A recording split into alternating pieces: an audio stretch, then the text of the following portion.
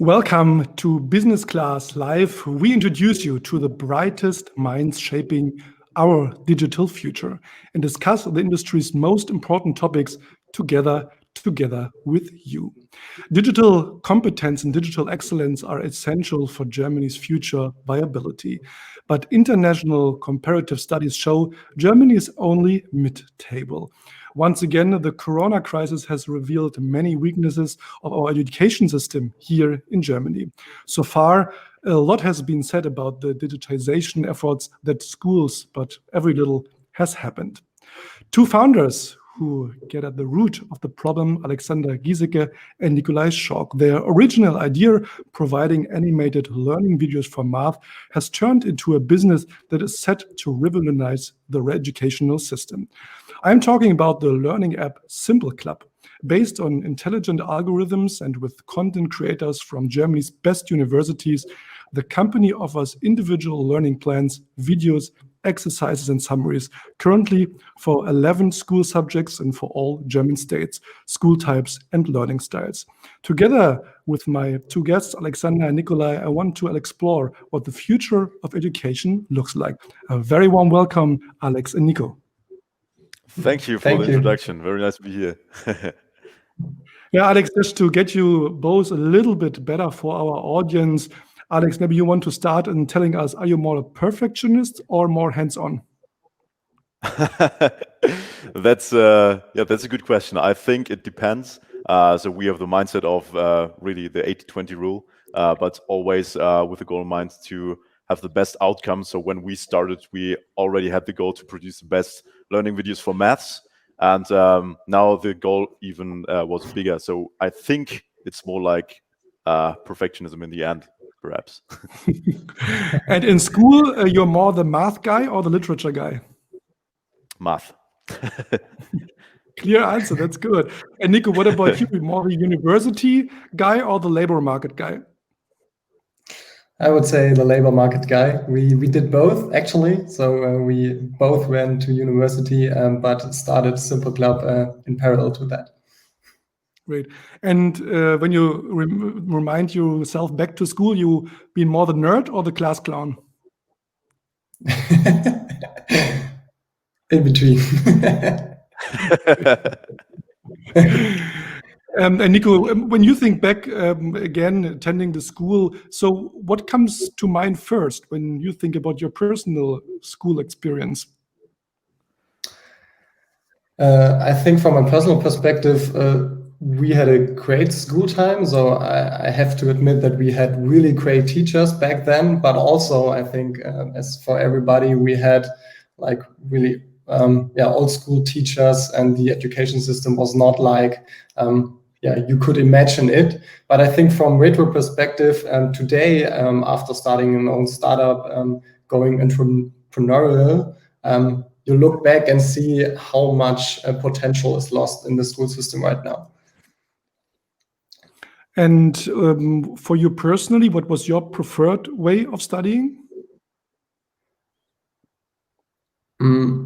I think definitely hands-on. So this is also a big issue, I think, right now in the system, that you have this theoretical part everywhere in school, but you do not really work on real projects or solve real problems. So I saw it also in university. Everything was theoretical. Then we have had one semester where we had this real project. We did programming, and in this one semester, I learned more than in the whole other semesters.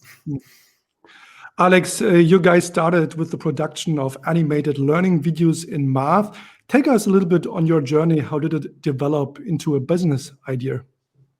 Yeah, I think it has 3 chapters. So the first chapter was the beginning on YouTube, where we started when we were in the 11th grade.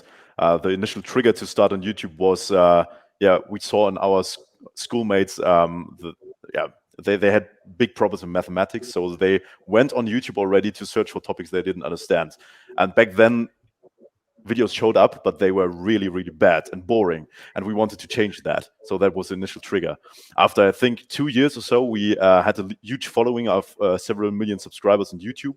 And then we realized that we have a really big responsibility in the education sector in Germany already, because so many students are learning with us.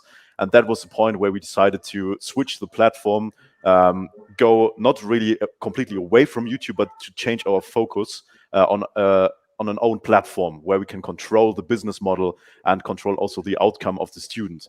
And then I think 3 years ago, the third chapter started where we really had the focus on the app. We developed the product market fit and also really saw the revenues going up on our freemium model. And this is, where we are right now. So that means as you started, it was not really your intent to set up a startup company, actually. Not at all. We really, we didn't realize that we are becoming entrepreneurs at that time. We just wanted to start something. So I think in the beginning, it was really, really completely hands-on. And over time, we realized that we are able to change the future of education by what we are doing. And that was the moment when we realized how big the potential of this is. So it was also here, learning by doing, how to set up a startup. Yeah, of course. Yeah, all the time. And Nico, simpleclub is really one of the most smartest learning apps in Germany. What makes your app so unique? If you look at simpleclub from the YouTube perspective back then, and you see that we have probably the most engaging learning videos in Germany. But from app and platform perspective, this is just the beginning or the basis of everything. So what we want to achieve is that we have like a knowledge or content network of everything you need to learn in school. And what we created in our platform is that we build algorithm to personalize really the learning journey. So for example, our most or best feature is that we can create a personalized learning plan for your next exam. So you just tell us what topics you need to learn and when you write the exam, and we create this really personalized journey that you can see exactly what to learn every day. And I think that makes us special. So in September, I remember you also launched a revised version of the app. And has Corona affected the design or the concept of it as you maybe face a different kind of user experience, for example? Yeah, yes, definitely. it really did. So sorry. So in March, I think we realized that all the schools in Germany aren't really prepared for this. So schools closed, and then we decided to make our complete app for free for I think 5 weeks. And we thought that a few hundred schools would purchase that free license from us. And in the end, we gave out over 1.9 million licenses to schools in just 3 or 4 weeks. It was really incredible. And that was the moment when we realized that the need for this is already here. So our vision of Germany realizing that there's a need for this of 2023 or something like that really was set to the current moment, and that was really incredible for us. So that was the moment when we decided that we have to rebuild the app and really build it not in a way where you can use it after school for really tutoring cases, but really in school, inside the classroom, where also teachers can create learning plans for the whole class, and they can collaborate with each other in the app and learn together. And that was the launch in September. I see.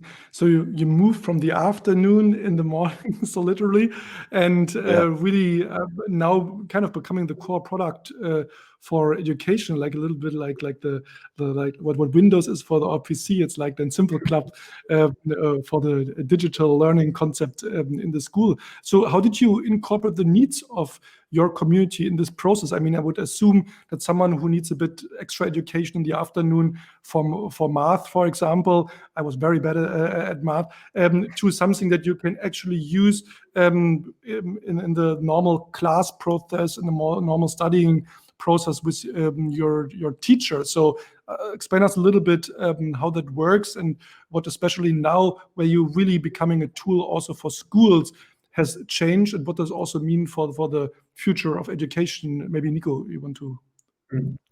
I think what makes simpleclub special, and this is I think also one of the biggest learning we had in this whole startup journey, is that from the beginning we really talked to the users, and at the beginning to our YouTube viewers, to really understand what the problems are and how we can create the best solution. I can really remember that back then in 11th grade, we sat down on the couch and in front of the camera and asked the community, hey, how can we create a product that helps you the most?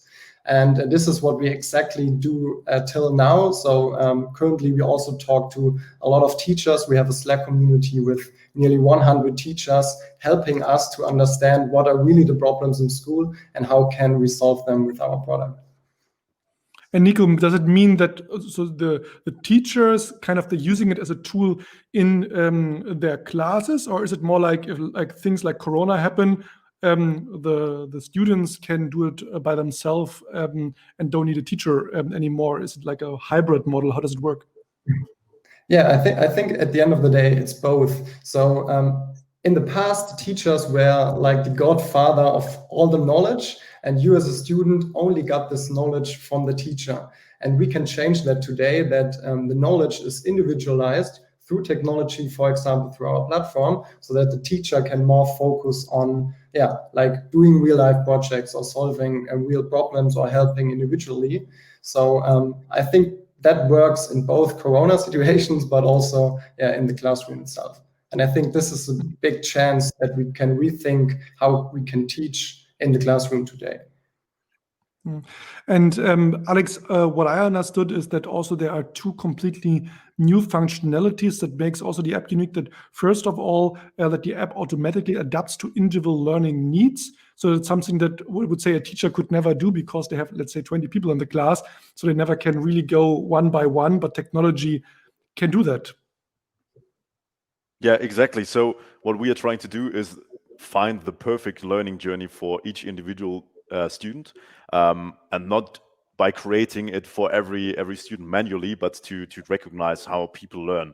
And that's where really the data comes into place. So right now we don't have this huge AI really telling everyone what they have to learn, which would be also really crazy in the end in some cases. But what we are doing right now is that we really focus specific topics to a minimum, to the best possible explanation, and then we try to play them out in a learning journey which can be created individually. So you can imagine it like building blocks really set up on each other, and by that you can not only build learning plans for 16 different states in Germany, but also for other countries, because in the end, photosynthesis or something like that is explained the same way in every country in the world. You just have to really explain it one time in the best possible way, and then you can also internationalize it really quickly. And this is also something which makes it special, I think, in comparison to other competitors in the world. For example, there's Byju's in India, which is really huge, and we really love that company because it's incredible. But they have the problem that they have teachers in front of the camera, and by that, it's not really that easy to localize it to other countries, because you have to switch the teacher. And we are focusing on animations and the explanation itself, which makes everything easier. Sure. And that means also that that you have sozusagen structures the learning content according to individual topics, but also quasi link them together in a quasi knowledge network across different kind of disciplines. That what I understood, right? So Exactly. it means So that it's not that you're just only learning one certain path, then that's it, but it's also cross and interlinked, which also usually yes, in a exactly. traditional school doesn't happen, right? So. Yeah. So if you look at the content from the top at simpleclub, there's this big content network where we link topics together because we know they depend on each other. But also we put a network on it with user properties so that we understand these topics are, for example, relevant for 8 grades in Bavaria, for example. And then we can filter it out and play it out individually. That's the concept. Yeah, and could you imagine that virtual learning will completely replace classrooms, or do you think that these kind of interactions and the hybrid model will be the future? I mean, right now you have the extremes that sometimes there's a shutdown and then nobody can go to school. Then there's the other extreme, everyone goes back to school. Then there are sometimes hybrid models. Have you already kind of data or learned something about these kind of new behaviors and how the future could look like, and how you also can influence them? Nico, maybe you want to. Yeah, we have a really clear vision of that future, I would say. And what is sure, and we definitely do not want to work to that, is that everything is digitized. You just did at home, learn with the AI all alone. I think that would not be a great future. So at the end of the day, it's a combination of both.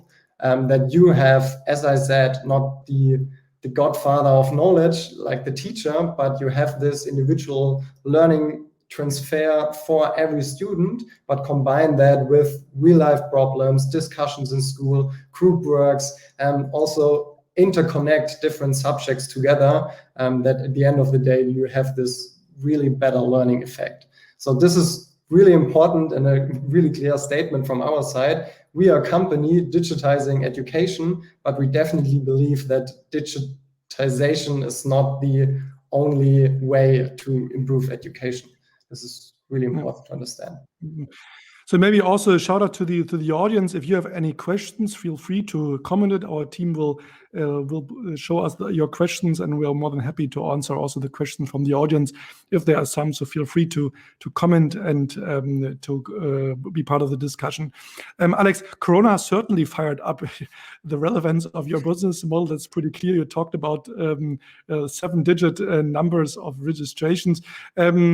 Is it more like a hype right now, or you think it's really, as now everyone learned how to use it and how it works, that really become a long-lasting trend and like a kind of acceleration of the digitization of the education system? Yeah, I think that's the problem. Everybody thought that it would be like that. That now you have the realization of the perfect future, and it becomes reality now. But that's not the case. I think schools in most cases are really lost. Regarding the concepts they can use, but also the providers which are out there, because there's no quality management where you can say, okay, these providers are on, for example, a white list from the government, and you can use them.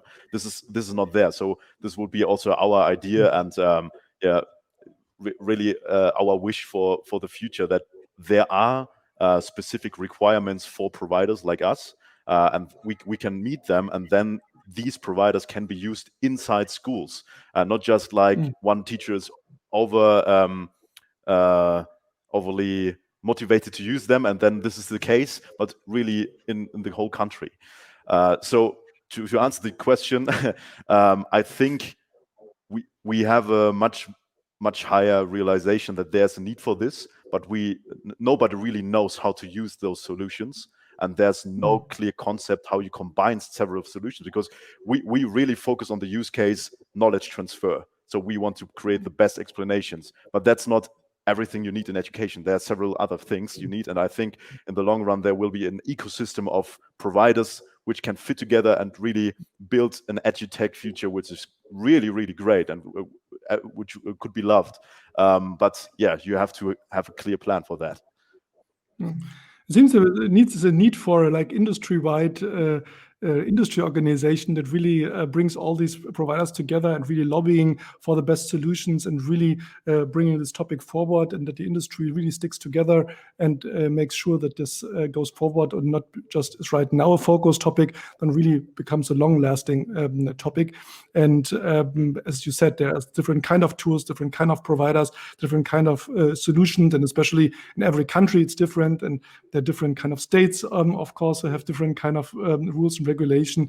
So it's a huge market, and it seems there needs some strong lobbying also, that it really becomes happen. And a whitelisting, as you mentioned, seems to be a feasible first step. Alex, I mean, you are still a very young founder who started with their first ideas in grade 11. For your uni business efforts, you have just been named the Forbes 30 under 30 list, both of you actually. So first of all, congratulations. How did you even manage to build up your company while studying? I mean, was it more like really a hobby, or maybe you can take us a little bit back to the roots? Yeah, I think studying was more like a hobby at that time. So we really focused on building simpleclub full time, and then in the rest, somewhere on weekends or in the mornings or something like that, we studied, but only in phases where we had these exams. So it was really 100% simpleclub all the time. Okay. And I mean, even more outstanding is the fact that up until now, your company is completely bootstrapped while being highly profitable with a 7-digit annual turnover. So, however, in October, then you decided for an investment by Holdspring Venture. So that was the last big step and evolution. So if the company doesn't need money, why it needs an investor? Yeah, I think Corona was exactly the reason for that. So in the last month, we really struggled with that decision, honestly, because we really wanted to build this on our own, have full control, and really create the future of the company how we wanted. And I think with Holdspring, we now exactly found a partner which allows us to do that. And for us, it's just an acceleration to now achieve this goal of this future we talked about and in a faster amount of time. Because we saw through Corona that, as Alex said, there are a lot of problems, and we really believe that with our technology and our platform, and we can solve them. So now it's time to speed up. And Nico, I saw on your Instagram channel you referred to 2019 as a pivotal year. How did all the pieces of the puzzle came together exactly in 2019, and how could you accelerate it in 2020? Last year we also rebuilt our platform, and I think we made a good mind switch to our product. So in the past, we had these YouTube videos, we produced them, we wanted to make them as engaging as possible. Then we created the platform, and it was always like we have content and we have a platform, and we built both. But at the end of the day, if you really want to achieve individualized education, you also need to individualize the explanation itself. And then we had this mind switch to say, no, it's not content and platform, but it's both combined. And this is what we are now working on. Alex, how will the future of simpleclub look like? I mean, you're right now super successful in Germany. You launched the new platform, but there is so much more potential in the product, but also when it comes to other markets. So what is your vision, what simpleclub will look like in 3, 4, 5 years? Yeah, so to give a short answer, in 3, 4, 5 years, simpleclub should be worldwide. And for this, we really focus for the next 6 months on Germany to find this product market channel model fit in total and prove that we can scale this in Germany. And in parallel, we want to make our first steps for the internationalization. So next year, we will focus perhaps, this is still to be discussed, but perhaps on countries like France or UK. Because we really decided that we wanted to focus on Europe first. We believe that we can build, to say like that, the next Baiju's out of Europe. So the big next edutech startup in Europe. And we also think that by using our concept, we are able to tackle these markets which are really different. If you look at countries like India or US, the needs are in this whole country very much the same. But if you look at Europe as total, the needs are so different in these little countries. And by focusing on our concept, we think, and this is the big goal, that we are able to internationalize pretty quickly. And Alex, I mean, what do you need for that? I mean, is it more money? Is it more lobbying because it's so heavily regulated market? Is it about the contact and the network within the industry or to the schools directly because they are quite independent in the decision-making process? So what is it, what can drive your success story? Yeah, so our biggest bottleneck right now is actually the team, but I think that's the case for most startups in our position. But I think, as you said, all these things, it's of course a combination of everything. But lobbying is something we really have to figure out right now. But I don't think it's the one thing, because these processes take so much time in the end that we will be able to, I think, start the next country earlier than that there's a regulation in Germany where you can use, for example, simpleclub or other tools in the next year in whole Germany. So I think our biggest, what we need right now is really the best people and also insights from other countries where these concepts already worked. Because if you look at the worldwide edutech market, there are very few companies who figured out the problem of the user is the student, but the buyer, the buyer is a parent. And this is a pretty difficult situation where we are right now. But we're really confident that we can tackle that. So on the long term, so will also the schools pay, or is it always the parents pay, like they pay for the school books then? Yeah, so our vision is that the schools also pay. So this is what we try in the long run, but we can't focus on that only because otherwise we will be out of money in just 1 year, I think, when we don't focus on the other income streams. So right now, the easier way for us to provide a really good service and to really enable parents to save money in comparison to tutoring classes or something like that. But in the long run, we believe that the school or the state itself has to pay for that. Because they're saving then on teachers, and they're saving on buildings, and they're saving on all these kind of things. Yeah, because right now, from my education look, has it would be like please go ahead. I think because education has to change finally. We are still using old books which aren't really changing for a few years, which doesn't make sense at all if you have subjects or topics which change every day. So you need also a solution in the core of the education system which is variable and which can change every day. And so I think the way wouldn't be that the government builds this itself, but there are providers who are already doing this, and you should really push them forward.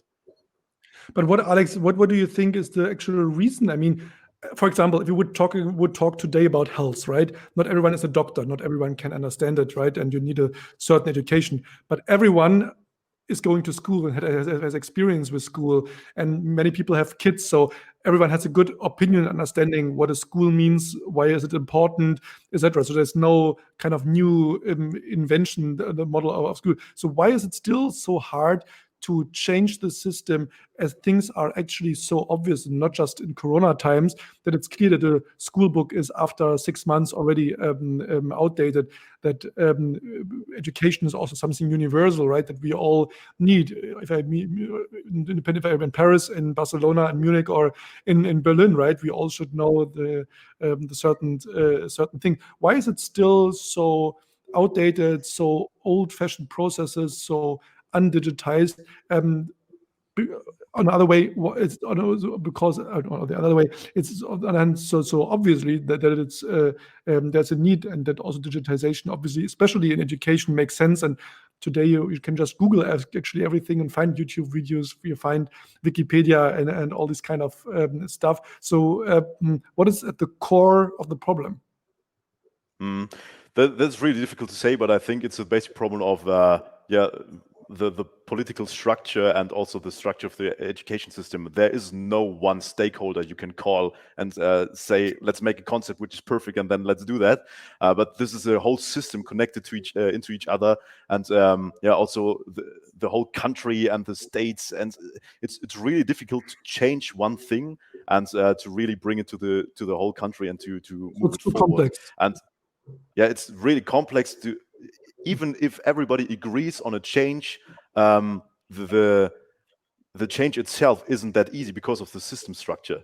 And the second reason is we in this bubble, we all agree on digitization in education and so on, and we see the need for this. But I wouldn't assume that everybody, also regarding the stakeholders, really see it the same way as we do. And I think that's also a problem that when you say digitization in the education sector, or you are talking about AIs in education, I think a lot of people have fear that this is really going to be bad, so that a crazy system will teach the children what it wants them to learn. And I think that's a picture of machine learning in the education system, also regarding that you're working with children in the end, which is really a dangerous feeling for many people. I think we can perfectly refer to the start of the live stream, because at the end of the day, I think in education, people, teachers, school, etc., need to be more handsome. So it's like, just imagine how we can change the education system, and everybody talks about how it could be perfect, but maybe it would just help to give them a little bit more freedom, and give them the freedom to try new things out, so that you can understand and learn, well, this is really better or this is not better. And I think that this could be a good solution to bring more freedom to every stakeholder in the system. Yeah, perfect. I saw we have a question from the audience, but now it's gone away from my monitor. But Nico, I mean, I saw you also engaged together in the nonprofit initiative startup teams. What is your most important advice to young founders? I mean, you have made yourself all the way up. So what would you say? What is really the big number one advice when someone says, "Hey, I'm a student, I'm in school, I'm ambitious, I want to change something, change the world." So what did you learn? What was your advice? Giving always just one advice is really difficult, but I would say one really important thing is a passion. So we did Simple Club for the last 8 years, and yeah, building a startup or building a company in general is really a roller coaster. We had a lot of problems, we had a lot of crises, and I think at the end of the day, if you really have passion for what you do, you will be able to solve them, and have the motivation to move on. This is really, really important. Nico, now I see the question Adrian is asking. If you both have children some days in the future, what would you rather advise them to? Pay attention in school or watch your videos?